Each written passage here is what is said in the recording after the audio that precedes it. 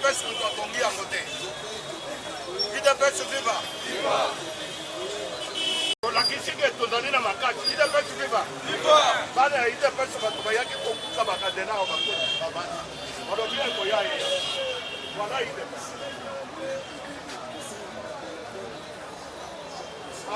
Baloba bakoka koloba kokola botalisa bango que IDPS égale à lui-même. Mais je dis et je répète que IDPS moutouako konza yango. IDPS viva.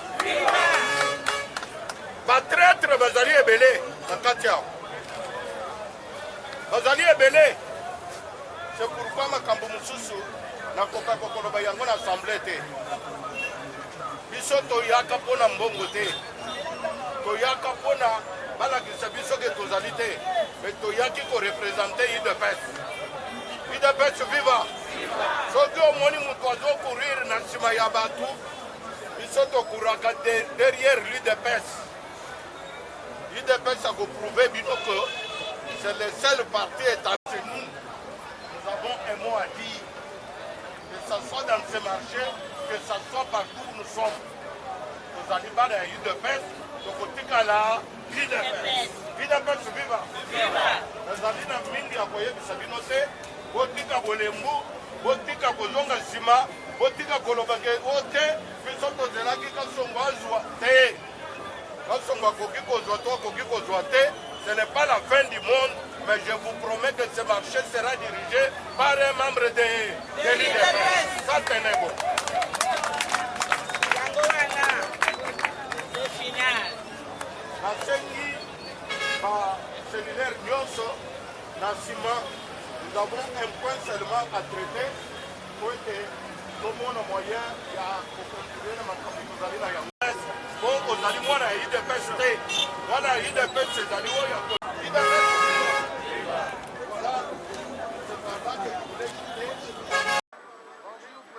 Bonjour, papa journaliste.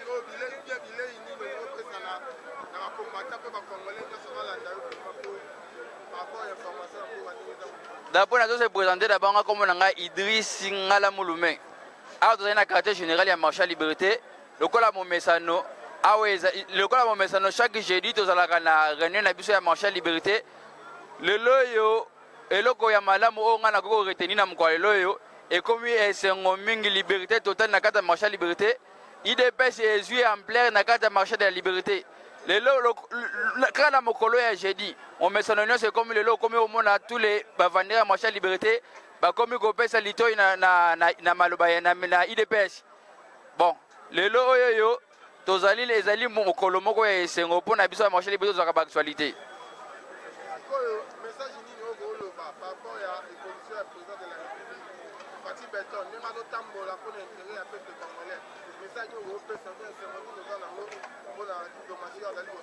Nakoyebisa ba Congolais surtout président de la République a voyagé lokola zoba te ezana tata moko te oyoyo afanda kananda ko bane baliaka ko bima ya président de la République to benga na kombo ya Fachi Beto Bic Rouge ezali ko emporter peuple congolais na victoire moko ya makasi lelo zo mona gratuité oyo ekomi lelo ke tous les bâtonniers ça va comme ko soutenir gratuité et enseignement to ko senga na ba Congolais surtout pour faire sa confiance na chef de l'État Félix Antoine Tshilombo Tshisekedi.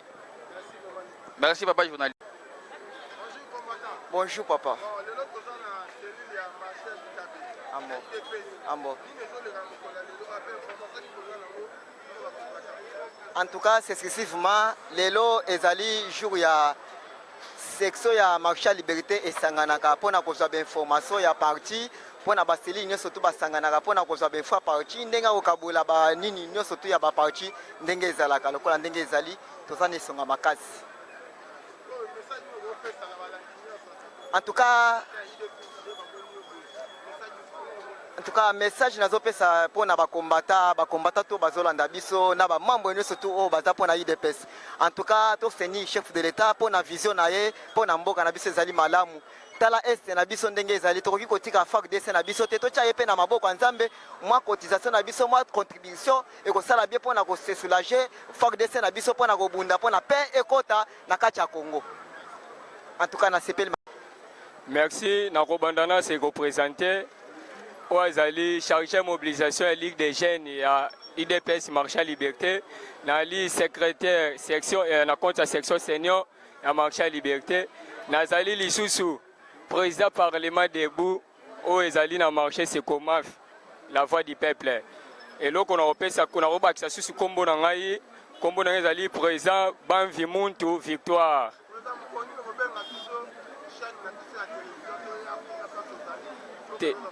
Naebi penza ke nazali ko bongisa tant que boko kita kuna bo sope bile ya bien ba toi mona bino pona ko panza su sango ya IDPS naebi na obenga kaka ata na semaine tozokota na obenga bile na ko lesa bana Congo tous à la biso na sosima chef de l'état Félix Antoine Tshisekedi Tshilombo Beton azali beton ya pambate beton de tozali ko benge beton na kati ya RDC beton na ezali partout azali ko tambola azali beton OK na Afrique beton na Océanie beton tina Amérique tina continent Europe azali beton beton na yone azali ko lakisa lolenge ba président misu ba koki ko landa lokolo na ende azali ko tambola pona ko diriger pona intérêt ya population pa ya monde entier tala lelo o parmi ba président ba leka na monde président Félix Abimi meilleur président du monde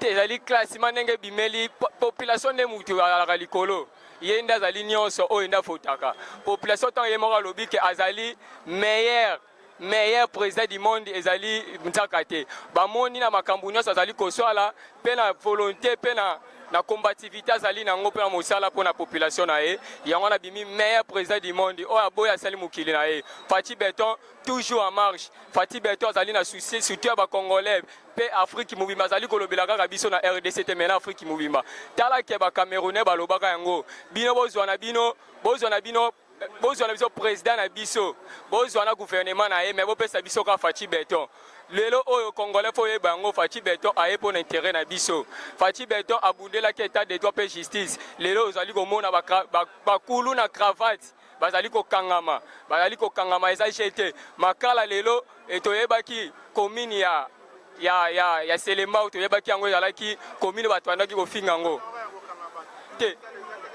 te lelo oyo pona social ezali eloko te pona Fati Beton tobundi tant tolobaka union pour la démocratie et le progrès social ezali IGT et à l'IGT à l'Intakate IDPS tobundele eloko wana pona social ya peuple congolais toyebisa bino ba congolais bozala mutema pio mbangu ezali pema lelo oyo bandeko na biso na est bazali kokufa mais yo awa ezali komela ezali kolia ezali propriété ya lokola likambo se koyi na famille yo tata na yo akufi yo kuno ezali komela ezala propriété esengeli biso guerre à est sila chef de l'état kota kimia ya to kosenga pe na chef de l'état Félix Antoine Tshisekedi ndenge guerre à est ezali kosila esengeli tous les frontières wana ezali bato babundisaka biso faut kotia yango barrage faut kotia yango pena kotongela yango mur ezala wana tout tour ya frontière na biso.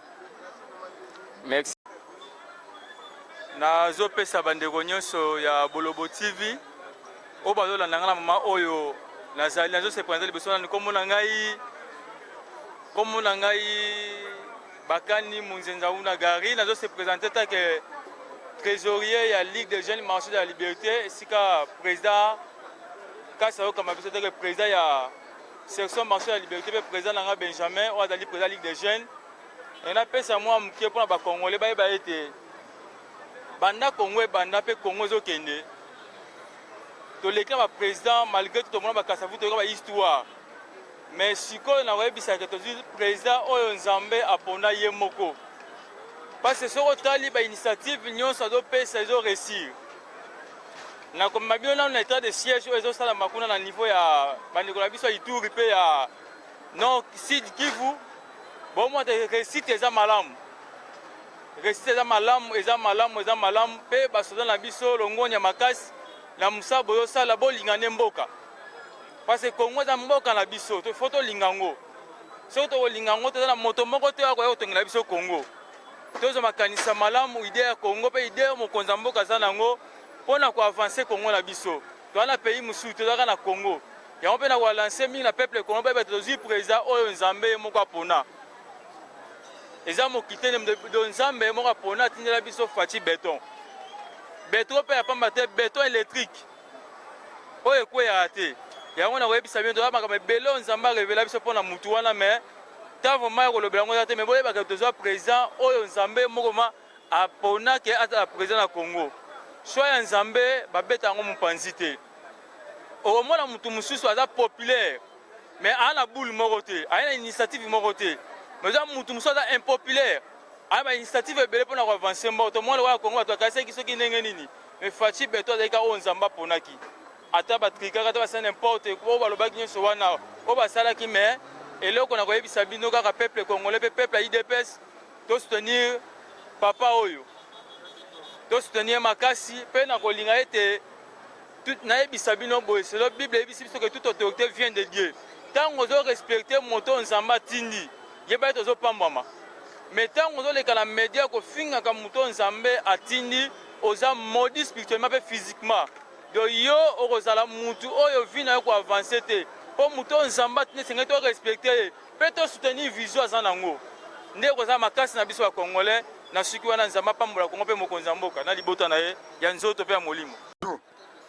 Bon, nakoloba mingi eza te presque alobi nyonso yake no toute autorité eutaka na nzambe dès que président aza déjà président na biso aza mpona président ya UDPS te aza président ya pays eza ke tosoutenir baevre na ye oyo ezozala ya malamu eza mpona kokende bapembeni kosala bakampagne moko bapembeni banini te so eza likambo ekoya ya koloba directement neti toloba boye na bamédia d'une façon ke soki mbebe ezali akoyoka mpe akobongisa parce que erreur eza mpona motu nyonso ekobongisa mpe ezalaka mpe na koloba nga mpe na comprendre ke oyo olobaki ya mabe nameki kobongisa parce que aza dignité parce que aza yesu te aza mpe na mwa mbeba akosala na koloba oyo ayo ekosala mpe ke ye mpe abongisa nzela me kokende bapembeni kosala bafaux campagne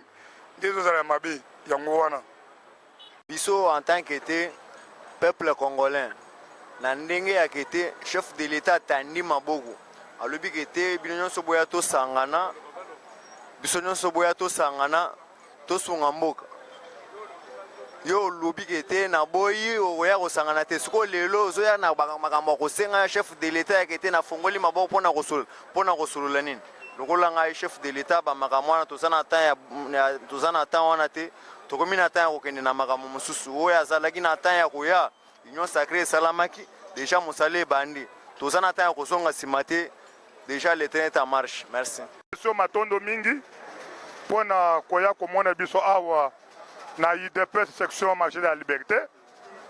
Nous sommes très heureux de vous recevoir ce matin et puis nous avons la joie pour cette victoire que nous avons parce que c'est l'UDPS, vous savez, nous sommes la machine politique. L'UDPS a renversé tout ce que Joseph Kabila avait pointé dans ce pays. Mais grâce à Dieu, nous avons la victoire aujourd'hui. Parce que chaque fois à notre seul camp, on disait toujours l'UDPS vaincra. Mais maintenant nous avons vaincu. Vous avez vu comment Félix Tshisekedi Antoine, président de la République, comment il a déjoué la politique pour que nous allons à ce lieu que nous sommes ensemble avec vous aujourd'hui. Ce qui me préoccupe ce matin, c'est aller pour marcher à liberté. Tout ça na esengo mingi parce que marché ba dirigeant plus de 19 ans et le comme côté na caisse à l'État. Ngai na ko yebiso muto ya zo diriger marché au minute ote na yebi ete de près ou de loin. Souci na ngai ezali ke marché oyo muto ko diriger yango azali oyo ya parti politique ya UDPS. Te to yebi na UDPS te. Personne ne peut pas me convaincre qu'il est de l'UDPS. C'est que moi je voulais dire que l'UDPS comme étiquette, comme ticket na bangote, mais bisto yeba na UDPS. Jusque là, je vous dis, la lutte continue. Jusqu'au moment où nous allons récupérer ce marché.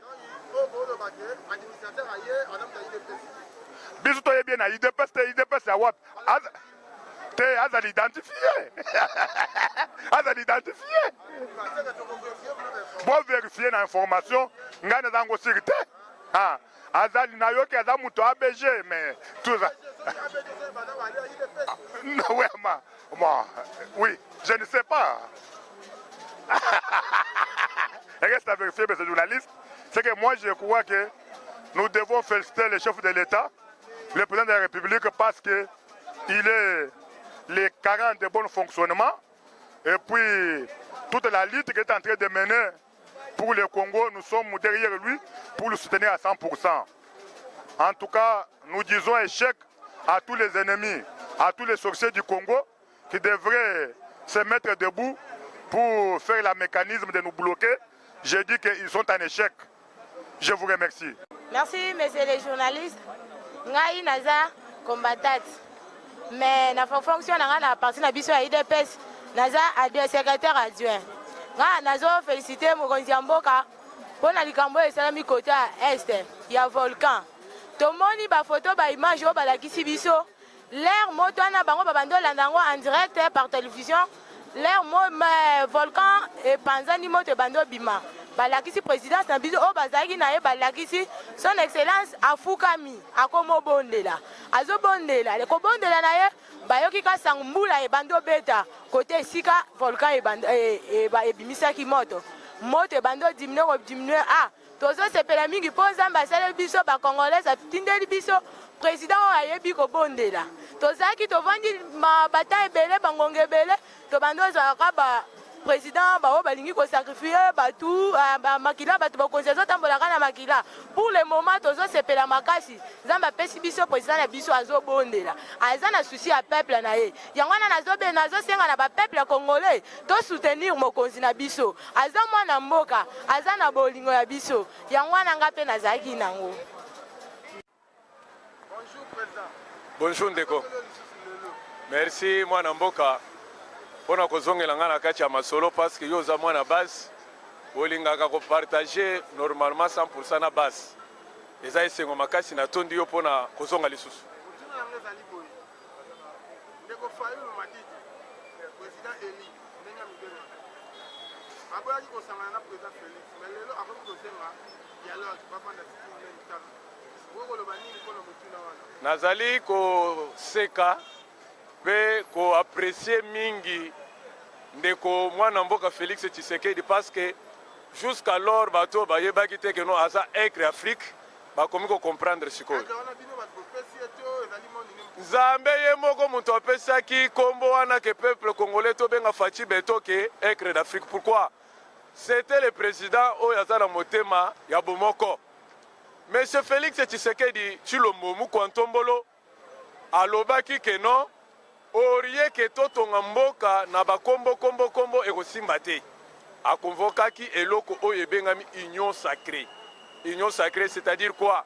Tous les hommes politiques, acteurs union politique, boya to sangana bomoko to mema mboka na biso na mbongwana. Bana mai oyo ba comprendre ki idéologie pe souci ya mboka. Soit disant ndeko na biso Moïse Katumbi Chapwe. Oyo azo peser azala ba député belé na ba sénateur belé. Mwana mboka chairman Jean-Pierre Mbemba aye kondima souci ya mboka ya mokonzi ya mboka pe pona développement ya mboka. Mwana mboka bakosa yo te. Maintenant lelo soki Martin Fayulu azo senga nanu ke dialogue to fanda to solola. Eloko akokama nanu zela na zonga sima.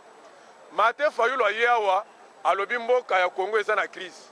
Bona crise elunga na mboka Congo asengi dialogue to fanda ngai Kabila ndeko Félix Tshisekedi tolongola mbongo ya crise. Tolongola ngote tomoni pe crise wana te. Eloko wana échoué e boycotté. Lelo ayoki Vital Kamerhe oyo aza na prison na détournement ya mbongo à l'état. Te papa Vital Kamerhe aza na prison na hôpital esika aza par rapport à santé. Koloba te ke non kozala na hôpital, c'est-à-dire que mandat na ye esili kuna te. Soki ayoki bi azozonga na makala ye totie ye kuna parce que Faci Beto aza numéro 20. Justice etieye na chiffre numéro 20. Justice à Congo. Justice à Congo papa. Faci Beto azalaki numéro 20. Hein? Justice à Congo et Katel Vital Kamerhe 20 ans de prison. Date pe nini ezalaki date nini le 20.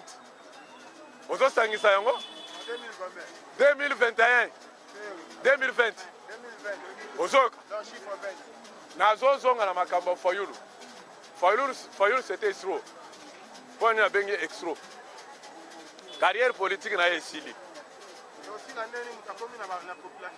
aza na eloko te awa tozoloba na yo atuna lipasa na ye mwana mwasi oyo babande kotambola na ye mingi efo bazayiba alobi nini alobi fayulu amisala numero 4 biso tokomisi ye kiti tofandeli ye akoloba lisusu eloko te mpo na nini ouais nameki kolanda na bainformation namoni ndeko martin fayulu asalisi bakarte de membre mpona bamembre na ye ya parti oyo azopesa bango na 2000 francs mais oyo ya bino ya idps nayebi ke ebele mosusu boza pe bozodeklare bakarte wana banda kopesa bango depuis 2019 ti lelo karte ebimaka te mais martin fayulu abandi kaka lelo bazopesa na bakarte explike nanu po bana poto bazozela bayoka vraimen éclaircissement. Merci beaucoup mwana mboka ya liboso nazoseka idps eza na 37 ans d'élite parti politique oyo eza partout na Afrique pe libanda ya mboka mais est-ce que décider eza wapi na Kinshasa siège yango ezalaka wapi Congo wapi ntango ye azobanda koteka carte lelo ayebi ke idps ebandi koteka bakarte banda kala toza na bapartenaire toza na bato ya po ya idps partout parce que awa tozoloba na yo libanda ya mboka toza mpe na basectionnaire ya parti ya idps yo oyebisanga kaka na ville ya Kinshasa sectionnaire nini oyo oyebi ya décide ya lamuka nani kombo na nani kombo na nani section nini fédération mpe nini selile mpe nini omona idps eza bien planté idps eza bien planté partout vraiment il fallait bana mboka na badiaspora bayeba ke ndeko mate fayulu azokodistraire peuple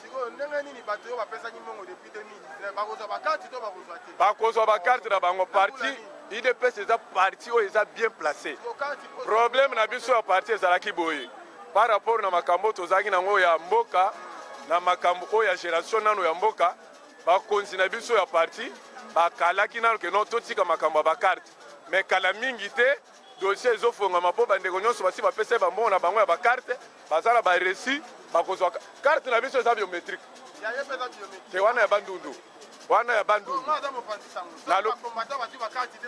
mwana mboka nayebi so karte ya mate fayulu eza lokola karte ya bamama ya mapa ozoyoka karte ya bana ya bamama ya mapa karte ya idps okotambola nango na butu soko présenter policier abangi yo mais ya décidé akobanga nini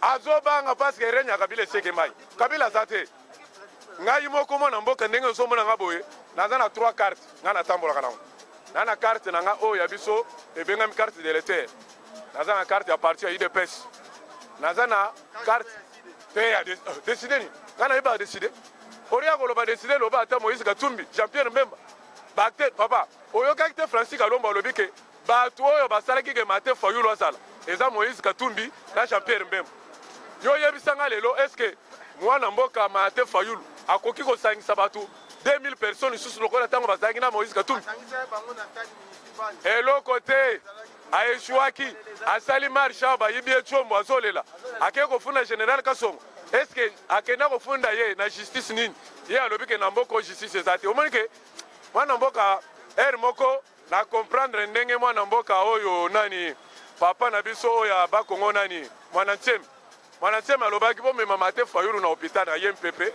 batala ye moto aza problème ya visi jusqu'alors nana comprendre te merci beta naza oyo basa idps bazali koakize Moïse Katumbi na makambo ya bakor minier nayebi te yango nayebi ke Moïse Katumbi akimelaki na union sacré mpo ke lobi soki justice ye oyeba simbeza te bakomi pembe na faci donc yango moni akimelaki batangisi bati te bakombo ya Moïse Katumbi okokoloba nini leloko eza esengo mwana mboka natondi yo ifale oyeba ke justice ya Congo eza indépendant ndenge chef de l'état azoloka ezala soki bakangi Moïse Katumbi seke Félix azokokanga Félix Tshisekedi alobaki boye yoka nazoyebisa bana mboka nyonso boye mwana mboka Félix Tshisekedi alobi ata yo mwana mai toliaka na yo tomelaka na yo mais soki osali mbeba na makambo oyo etali mboka ya Congo justice ekokotela yo te justice ekokanga yo justice eza indépendant eza ya Félix Tshisekedi te awa tozoloba na yo soki toyoki ke lelo justice ebengi mwana mboka Moïse Katumbi mpona biso problème ezali toza na problème ya Matata Ponyo azalaki ex-ministre akokende papa Baachi aza eloko te Baachi akolongola eloko moko te papa bakokende nzela moko Félix Tshisekedi alobi oyo eza nzela ya matembele détournement bambongo ya Congo tokobakisa mosusu tokobakisa tozosala 3 pavillon ya sika oyo tokotiela bango couleur ya baniveau bakulu na cravate lokola tozozwa lokolo tozozwa bakulu na totini bango na kanya makasese bakulu na cravate oyo ya détournement totini bango na selembao yango wana oyoki tokomi na sologa ya sika oyo tozoloba bomba mabe mukwa selembao wo bakosentir